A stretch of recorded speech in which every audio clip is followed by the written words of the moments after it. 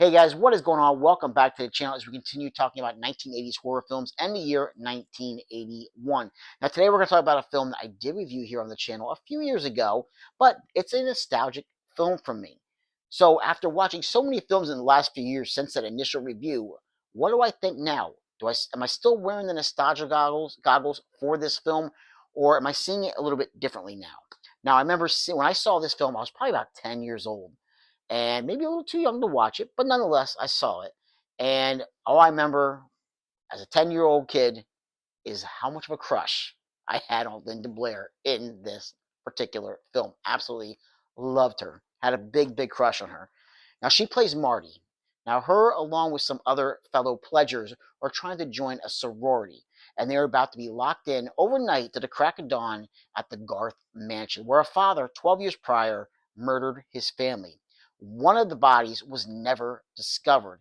It was one of the children, and I guess he was like they called him a mongoloid, so he was a little deformed and everything. But the body was never found, so he might still be lurking in the yards and the property of this gigantic mansion. So Marty and the fellow pledgers, they are locked in, and the president of the sorority, him and a few other people, are going to play pranks on them throughout the night and try to scare them. Of course, they are about to be in for a big surprise themselves when they discover that there is a humanoid living here on the property. So overall, I say the acting it's solid. It's not bad at all. Like I said, a shorter runtime just would have benefited this film a lot. There's some pretty good deaths. We have a decapitation. We have somebody's getting their head completely turned all the way around, which looks great. Like it's a great practical effect that is done. I like the setting. The setting is very eerie. It's very haunted house like, and I just love it because this whole property is just like surrounded. We have these like gates, very pointed at the very top, gates where they can't get through. If they try to climb, they're probably going to get impaled on these things, and it just makes for a very eerie setting. There's a lot of candles that are set up in the house, things like that. The lighting and everything is done very, very well in this film, but there are parts that drag on, and I think that is what hurts the film. There's a lot of dialogue that could have been shaved off to pad the run. I think they just added into to pad the runtime. That's basically what they did.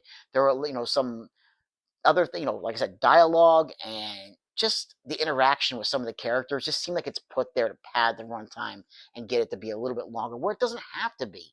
Being longer doesn't always make it better, guys. And that is just how I feel about this film.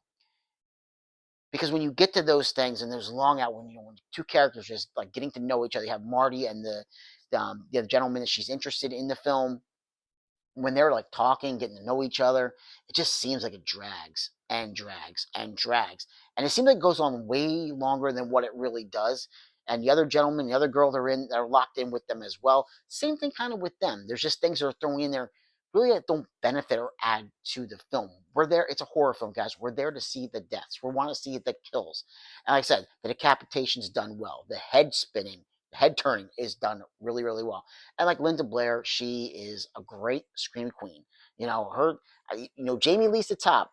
But I think, Linda Blair, I don't know if she gets the credit that's really she's due as far as being a scream queen. I mean, this is the Exorcist girl here. Come on, so she can bring it. She definitely can bring it when necessary, and she definitely lets out some very good screams in this film.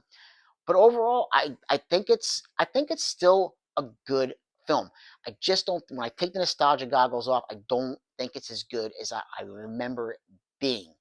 But again, Linda Blair still adorable in the film, seeing her, and and I love it. I love it for the nostalgia reasons, but as a just honest review, it has to be shaved. The time has to be shaved off a little bit to make it a better film.